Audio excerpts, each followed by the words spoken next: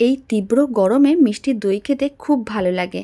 আর গুঁড়ো দুধ দিয়ে এরকমই মিষ্টি দই বাড়িতে বানিয়ে দেখতে পারেন, তাও আবার 10 মিনিটে জলের ভাপেই রেডি করে নিতে পারবেন, যা খেতে ভীষণ ভালো হয়।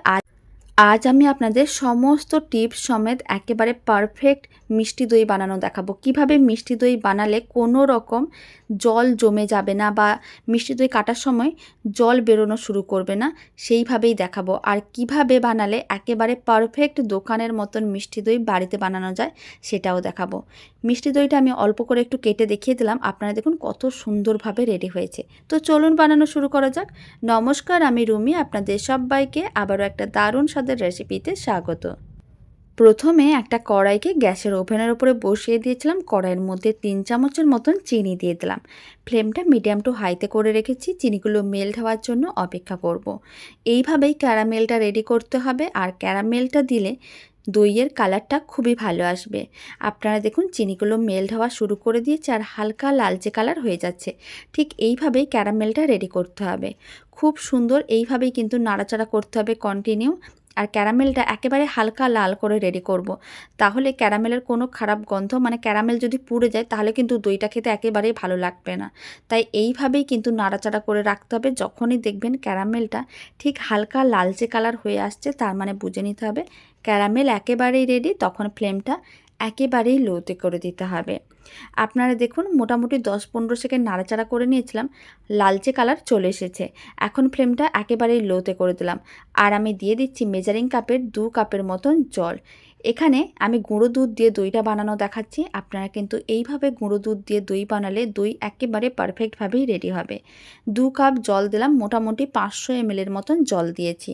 এখানে যে মেজারিং কাপটা নিয়েছিলাম 250 ml মেজারিং কাপ নিয়েছিলাম।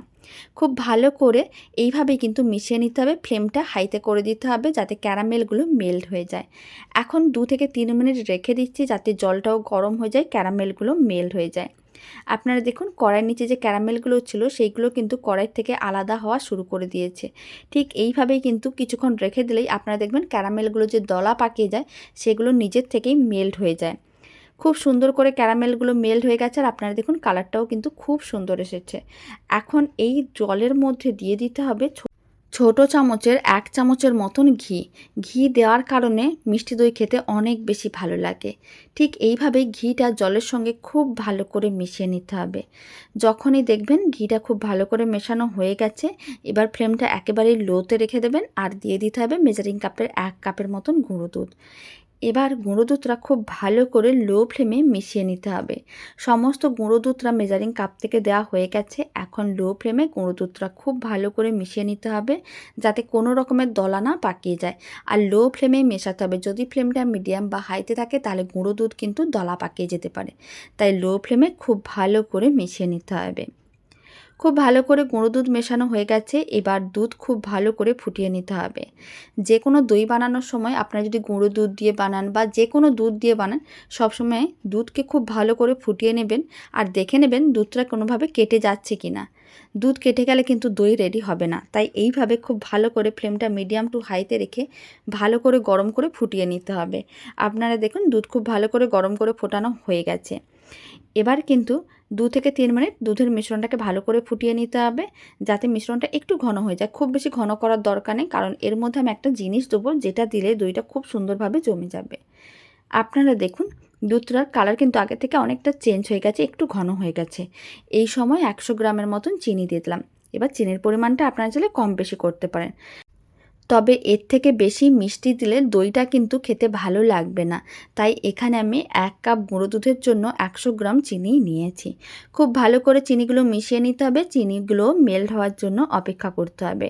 ফ্লেমটা মিডিয়াম টু হাইতে রেখে এইভাবে কন্টিনিউ নাড়াচাড়া করে নেব। চিনিগুলোও মেল্ট হয়ে যাবে, তার সঙ্গে দুধও খুব ভালো করে ফুটিয়ে ঘন করে নিতে হবে। খুব বেশি টাইমের প্রয়োজন পড়বে না। গুঁড়ো দুধ দিয়ে দই বানালে খুব কম সময়ের মধ্যে রেডি হয়ে যায় আর খেতেও দারুণ লাগে। চিনিগুলো মেল্ট হয়ে গেছে। এখন 1 চিমটের মতন এলাচ গুঁড়ো দিয়ে দিচ্ছি। এলাচ গুঁড়ো দেওয়ার কারণে দই খেতে অনেক বেশি ভালো লাগে। আপনাদের কাছে গোটা এলাচ থাকলে 2-3টে দিয়ে দিতে পারেন। আবারও খুব ভালো করে মিশিয়ে নিতে হবে এলাচ গুঁড়ো। আর এইভাবে দুধের মিশ্রণটাকে 2 থেকে 3 মিনিট খুব ভালো করে ফুটিয়ে নিতে হবে। এত সুন্দরভাবে এই দইটা রেডি হয়, বাড়িতে না বানালে আপনারা বুঝতেই পারবেন না কত সহজে রেডি করা যায়। দোকান থেকে কেনার প্রয়োজনও পড়বে না, বাড়িতে যদি এইভাবে একবার দই বানানো শিখে যান। দুধ খুব ভালো করে এইভাবে 2 মিনিটের মতন ফুটিয়ে নিতে হবে। আর এদিকে মেজারিং কাপে অল্প করে একটু জল নিয়েছি, তার মধ্যে ছোটো চামচের 1 চামচের মতন দিয়ে দিলাম কর্নফ্লাওয়ার। কর্নফ্লাওয়ার খুব ভালো করে মিশিয়ে নিতে হবে। আর এখানে আমি রুম টেম্পারেচারের জলই নিয়েছি, কোনো রকম ঠান্ডা বা গরম জল নিইনি।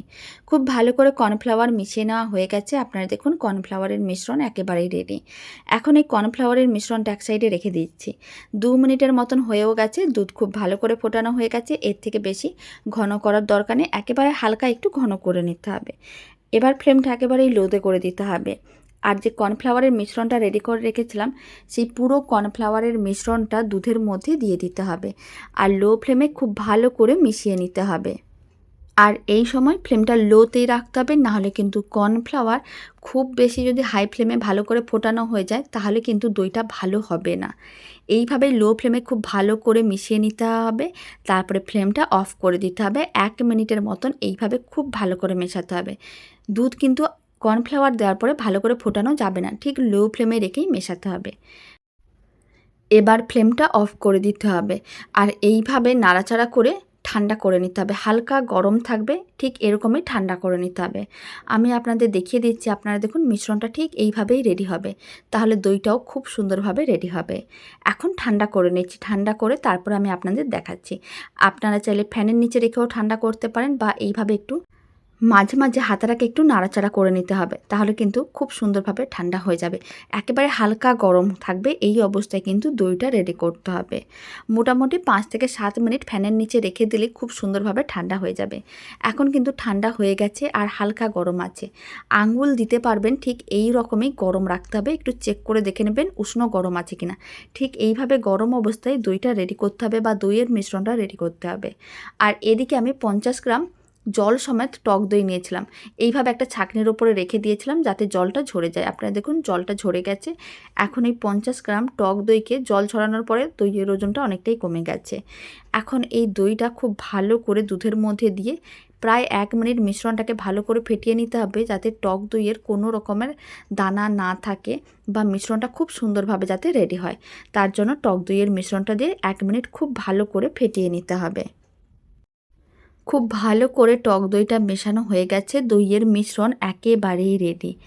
এবার গরম অবস্থায়, মানে যে হালকা গরম আছে এই অবস্থায় যে পাত্রের মধ্যে আপনারা দইটা রেডি করবেন সেই পাত্রের মধ্যেই নিয়ে নিতে হবে।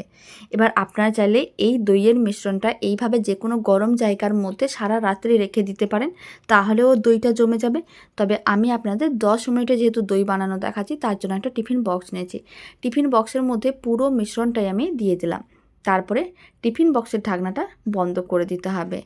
আর এইভাবে টিফিন বক্সটাকে এক সাইডে রেখে দিতে হবে। ওই দিকে একটা কড়াইতে আমি আগে থেকে জল বসিয়ে রেখেছিলাম, জল খুব ভালো করে গরম করে নিতে হবে। যখনই দেখবেন জলটা খুব ভালো করে গরম করা হয়ে গেছে, ফ্লেমটা একেবারেই লোতে করে দেবেন। আর এরকম একটা স্ট্যান্ড রেখে দিতে হবে। স্ট্যান্ডের ওপরে টিফিন বক্সটাকে আবারও বসিয়ে দিতে হবে।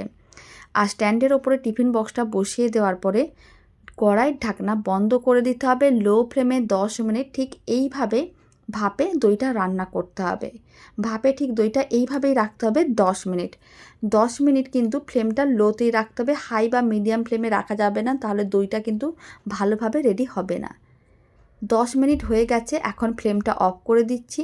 আর এইভাবে আরও 1 ঘন্টা কড়াইয়ের মধ্যে রেখে দিতে হবে, আর ফ্লেমটা অফ করেই রাখতে হবে। 1 ঘন্টা পরে কড়াই থেকে বের করে দইটা আমি ফ্রিজে রেখে ঠান্ডা করে নিয়েছিলাম। আপনারা দেখুন খুব সুন্দরভাবে দইটা রেডি হয়ে গেছে। এবার দইটা আমি একটু উল্টে পাল্টে দেখিয়ে দিচ্ছি কত সুন্দরভাবে জমাট বেঁধেছে। বাড়িতে আপনারাও বানিয়ে দেখবেন, খেতে ভীষণ ভালো হয় আর বানানো এতটাই সহজ, একবার বানানো শিখে গেলে আর দোকান থেকে কেনার প্রয়োজনই পড়বে না। এখন দইটা অল্প একটু কেটেও দেখিয়ে দিচ্ছি।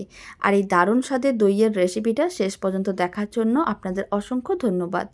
ভালো লেগে থাকলে আপনারা যদি ফেসবুক থেকে রেসিপিটা দেখছেন, পেজটিকে ফলো করে নেওয়ার অনুরোধ রইল।